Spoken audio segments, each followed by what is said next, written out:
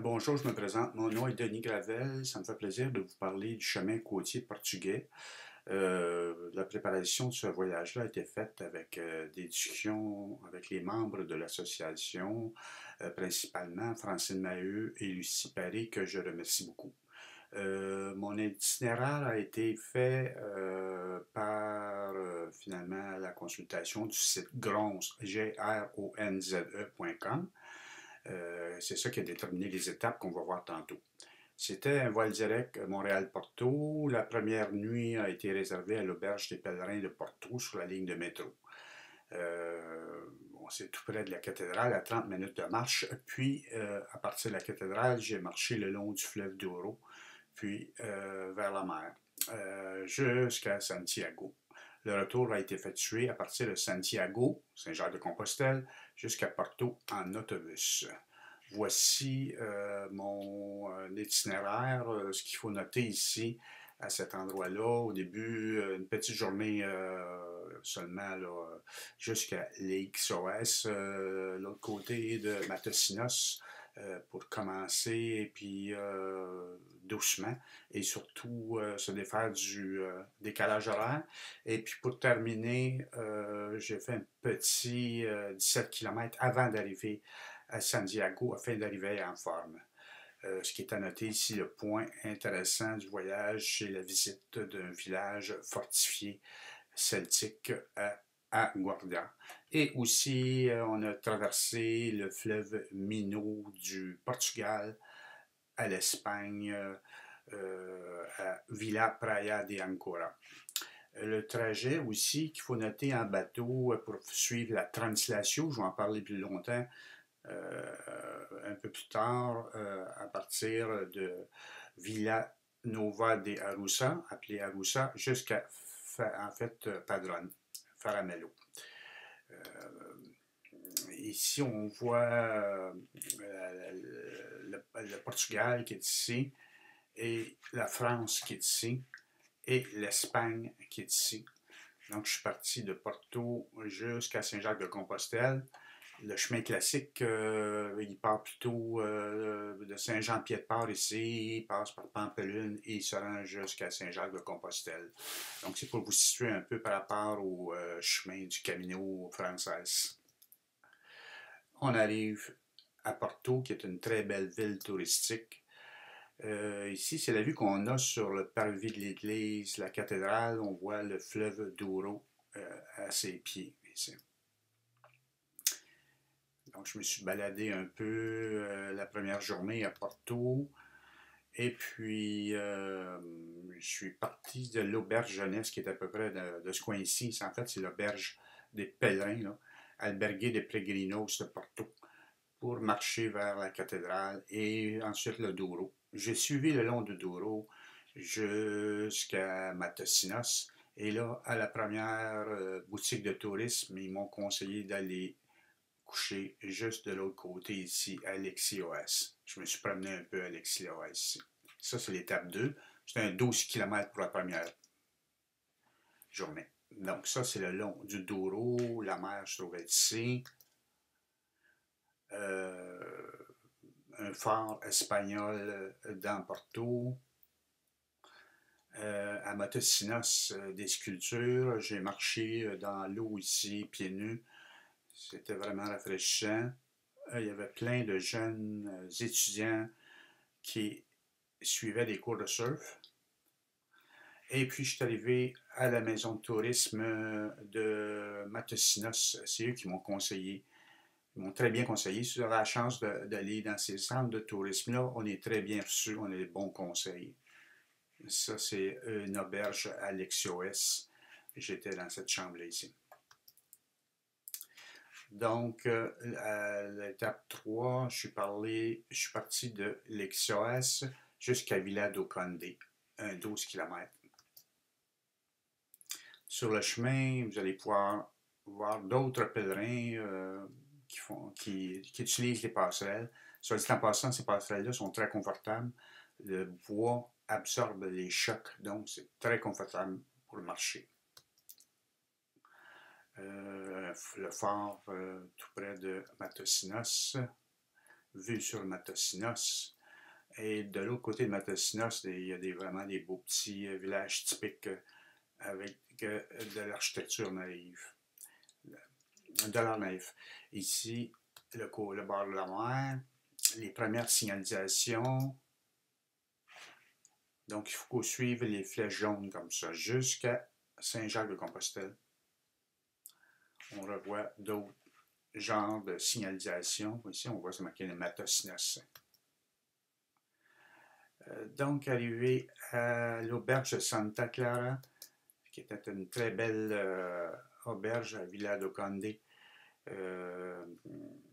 J'ai marché à l'étape 4, 24 km jusqu'à Apulia. Donc, c'est la vue que j'ai lorsque je sors de l'auberge, toujours le long de la mer. C'est ça, c'est la mer qu'on voit ici au loin. Ah, j'ai été surpris par la beauté de la nature ici. Ce que je voulais montrer, c'est le petit sentier, mais j'ai été ébloui par la nature. Vous noterez ici la boîte postale qui a la même forme que le toit. Et ici, une sculpture qui, vous allez voir sur toutes les photos de tourisme, on voit deux pèlerins ici au loin. Ici, il y a des bacs carrés sur le bord de la mer, taillés dans le granit. C'était des bacs pour saler le poisson. Donc, les Romains mettaient le poisson à l'intérieur de ça pour le saler et l'envoyer à Rome. Toujours les fameuses passerelles avec les moulins que l'on voit de plus en plus. Les sculptures naïves. Et le jour 5, l'étape 5, j'ai marché de Apulia jusqu'à Antas. Okay? Et c'est ici que j'ai mangé pour la première fois du sanglier. Le matin, tôt, avant le boulot, les gens font du vélo et passent à la pâtisserie déjeuner. Donc, il y a des chaussons à la viande dans ces pâtisseries-là. C'est avec ça que je me nourrissais. J'ai la chance aussi de tomber sur une fruiterie. Profitez-en parce qu'il n'y a pas beaucoup de fruits en route. Vous pourriez toujours manger du calmar, cependant. Ça, c'est tout le matin, là. Toujours les petits moulins, une autre vue, un autre type de signalisation, c'est gravé ici. Donc, ces genres de trucs rouges-là, vous allez voir ça beaucoup au Portugal. C'est une compagnie de glace.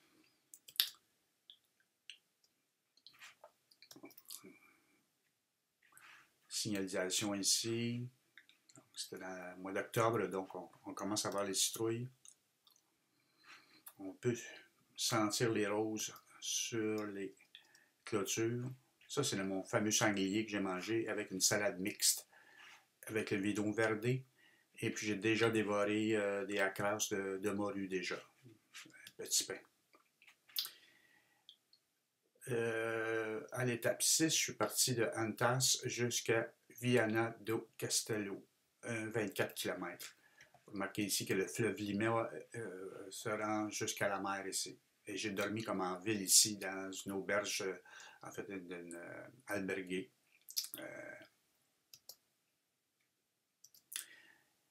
Tout le long du chemin, on entend un peu plus dans le bois à cet endroit-là, puis il y a beaucoup de cénotaphes. Les incontournables pastels de nata, des petites tartelettes portugaises avec le café expresso le matin. Ici, les gens allaient fleurir leur tombe.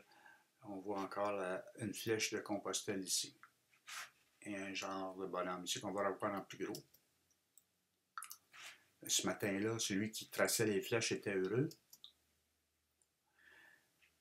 Il y a des genres de murets ici dans les villages qui déterminent le sentier, qui délimitent les sentiers qu'on prend. La signalisation peut être différente ici. On peut rencontrer toutes sortes de véhicules en chemin. Ça, c'est un peu spécial. On voit le lot d'une laverie ici. Donc, les gens anciennement venaient laver leur linge en communauté ici. Et quelqu'un s'est amusé à faire une murale au terme de Compostelle.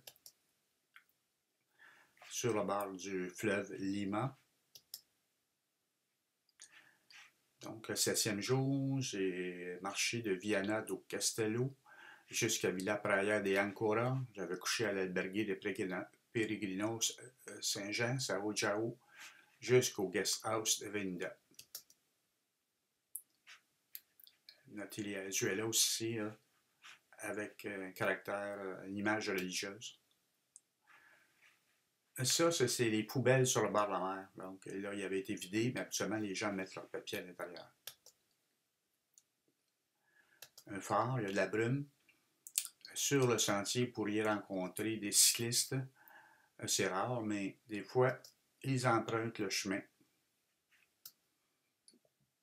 Signalisation double ici, donc le jaune pour aller à Santiago et la bleue pour aller à Fatima. C'est le même chemin, mais dans l'autre sens. Notre bonhomme de tantôt, qu'on voit en plus gros. Ici, on voit le chemin que j'ai pris. J'ai pris vraiment le chemin côtier. Habituellement, les gens du côtier, d'Acosta, ils passent ici, mais moi, le d'Hacienda, j'ai vraiment passé sur le long de la mer. À partir de Camina, vous remarquerez, le Portugal, c'est en gris, l'Espagne, c'est en gris pâle, et puis un fleuve qui détermine la frontière. Le fleuve Minho, qui sépare l'Espagne du Portugal. Donc, le 8e jour, je suis parti du guest house à Ancora jusqu'à Guardia pour un 24 km. Ici, j'ai exploré le Castro de Santa Trega. C'est vraiment impressionnant. La montagne de Aguardia vue du côté du Portugal. Là, on marche au Portugal. En Espagne. La traversée se fait dans une chaloupe comme ça. Ici, on a un capitaine qui parlait 4 langues, mais les 4 en même temps. En mettant le pied à l'Espagne, on traverse une forêt magique un peu. D'un certain point de vue, on peut voir les dessins qui forment des figures entières en se plaçant d'une certaine façon sur la passerelle. Il y a une passerelle qui ceinture cette forêt-là. Et au sommet de la petite montagne, il y a un village fortifié. Ça, c'est typique d'un dortoir, d'un albergue. On voit ici mon tuyau pour mon sac d'eau de 1,5 litres. Et ici, j'ai une pochette de 500 ml d'eau. Je faisais sécher mon linge sous mon lit parce qu'il pleuvait à l'extérieur. Donc, c'est pas évident de laver son linge quand il pleut. À l'étape 9, je suis parti de Aguardia, de l'auberge publique des pèlerins, jusqu'à Oia pour un 26 km. Là, c'est un peu plus sauvage. On n'est pas nombreux sur le Camino. Ici, on voit qu'il y a un beau sentier, mais c'est quand même en asphalte. Là, c'est pour le vélo et ça, c'est pour les piétons. La nature. Et ici, on voit un Horios. Vous allez voir ça beaucoup. H-O-R-R-E-O-S. C'est pour faire sécher le grain. C'est un genre de séchoir à grain. Avec des genres de petites plateformes ici pour empêcher les rongeurs d'aller à l'intérieur. Un rouge-gorge en chemin. Une auberge de albergue. Alojamiento, c'est des logements. La vue que j'avais de mon auberge. Et puis, à l'étape 10, j'ai fait 23 km de Oia jusqu'à Sabaris. Donc, l'autre côté de Bayonne. Ça, c'est Bayonne ici. J'ai dormi à Sabaris en ville. Le chemin est merveilleux là, pour les cyclistes. La nature. Ce qui est intéressant ici, c'est le coquillage, qui est un rappel vraiment de Compostelle. Donc, les cyclistes qui dévalent la pente, là, ils sont en montée. Ici, la descente. Le soleil vraiment dans le visage. C'était une merveilleuse journée. Les gens sont sympathiques, on se salue. Un vieux pont à Sabaris qui est emprunté par les kayakistes. Donc, le 11, j'ai fait 11 km, 24 km de Sabaris jusqu'à Vigo. Vigo, c'est une grosse ville portuaire, c'est un très gros port. Je vais vous montrer ici les patins de mes bâtons qui empêchent de rentrer dans les passerelles, dans les fentes, les interstices de la passerelle. Un banc d'arrêt ici qui est large, qui est fait avec une palette. On n'est pas obligé d'enlever son sac à dos pour s'y asseoir, puis on peut prendre gratuitement des pommes ici.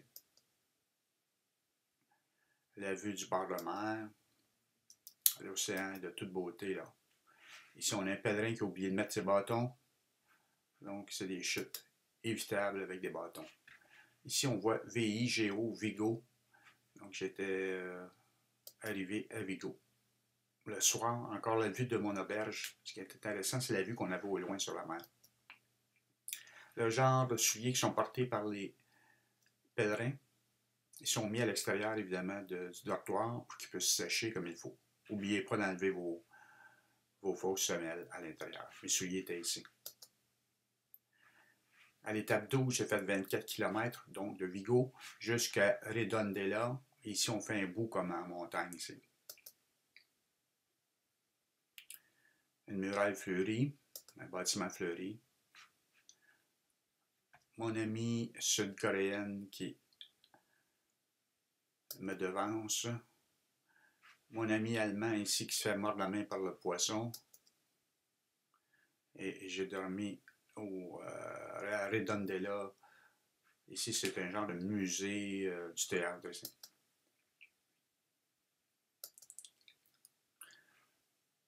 À l'étape 13, j'ai marché de Redondela jusqu'à Pontevedra. C'est ici que commence la variante spirituelle.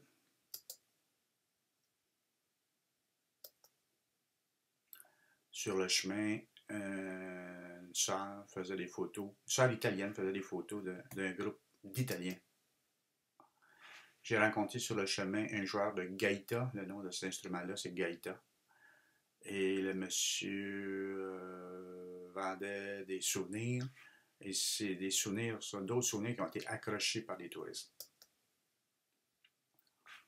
Un autre genre de signalisation qui est un banc public. Et en haut, il y a une croix à double face. Donc, les croix ont deux façades. C'est typique de la région, puis c'est très ancien. Ici, on a un auréole en arrière, avec une croix sur un côté et une girouette de l'autre. C'est peu commun, ça. Dans les supermarchés, il y a une section complète de jambon ibérique. C'est très populaire là-bas. J'ai commencé la variante spirituelle à l'étape 14. J'ai fait un 24 km jusqu'à Armenteira, à partir de Pontevedra. Donc, c'est ici que la route se sépare. Sinon, ça continue vers Tui. On voit ici vraiment, habituellement, le central, il part de Pontevedra jusqu'à Padron comme ça.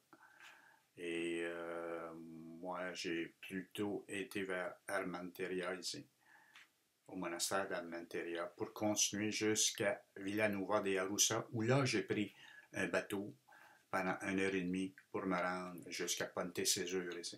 Et ensuite, à Padron, j'ai marché jusqu'à l'auberge. Ce qu'on voit en chemin, même les chèvres aiment le raisin, il n'y a pas que les pèlerins qui l'aiment. Une signalisation typique de la variante spirituelle. On peut retrouver des flèches aussi. Des symboles celtiques ici. Il y a 3 sortes de bières là-bas, le Mahou, Superboc, surtout au Portugal. Et l'Estrella Galicia, que vous retrouvez partout en Galice. Un exemple ici de donativo. Donc, on donne ici boissons fraîches pour les pèlerins à volonté. Et dans le coffre qu'il y avait ici, il y avait des liqueurs froides.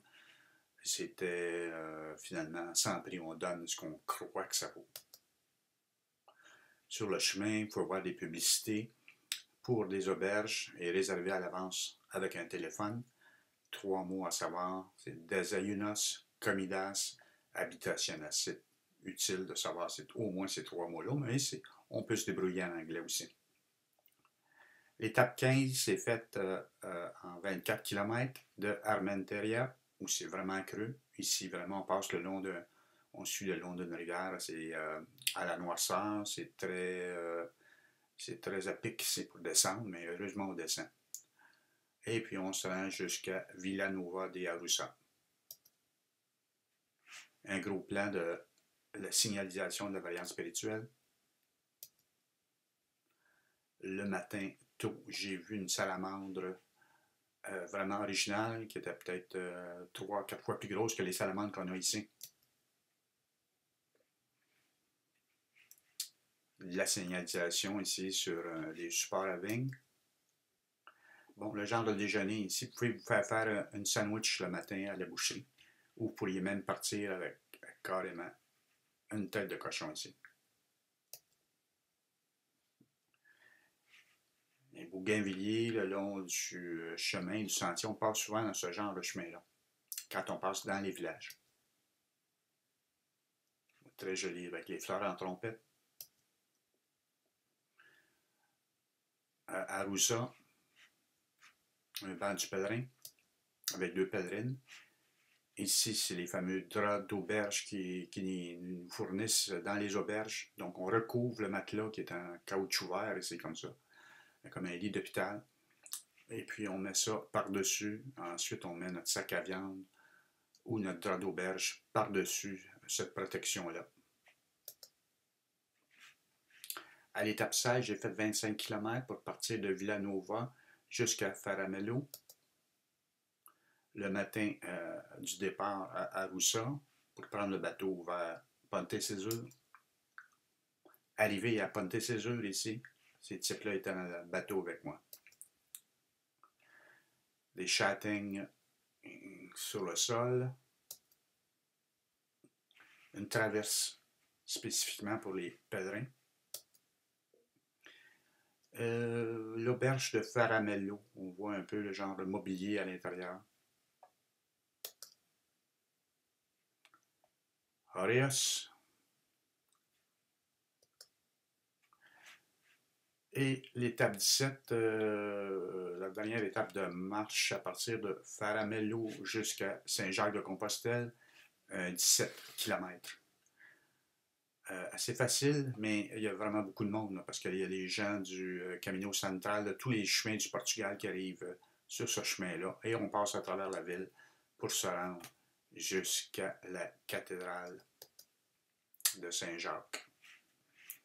Mes 2 amis italiens avec un réservoir une grange de blé d'Inde, de maïs. On approche de Saint-Jacques.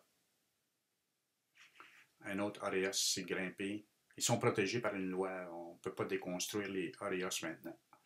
Une pub de restaurant avec le menu du pèlerin, un menu moins cher pour le pèlerin, qui est un genre de menu du jour, là, avec une signalisation. Le citron m'a épaté à cette hauteur-là. Mes 2 amis italiens, un carabiniero, un policier, et un gérant de banque. Un peu embêté ici par la signalisation. On arrive à Saint-Jacques par les deux, mais il faut passer vraiment à gauche. Si vous voyez ces 2 bornes-là, allez à la gauche. Il semble que c'est plus intéressant que l'autre. Moi qui suis fier avec ma Compostela que j'ai été chercher, j'ai pas attendu longtemps pour aller voir aussi, j'étais vraiment chanceux. Et puis, le retour se fait en autobus. Donc, on a fait 231 km en autobus en 4 heures et 12 minutes. Ce que j'ai fait en 17 jours, 18 jours, on le fait en 4 heures 12 minutes. N'oubliez pas d'amener votre téléphone à la station d'autobus parce qu'on ne peut pas acheter ces billets avec de l'argent comptant au terminus. Il faut vraiment avoir un téléphone. Le contrôleur ici vérifie. On a porté le masque dans cet autobus-là et dans le bateau qui menait à Ponte Cesur. Sinon, on ne porte pas le masque. On ne portait pas le masque.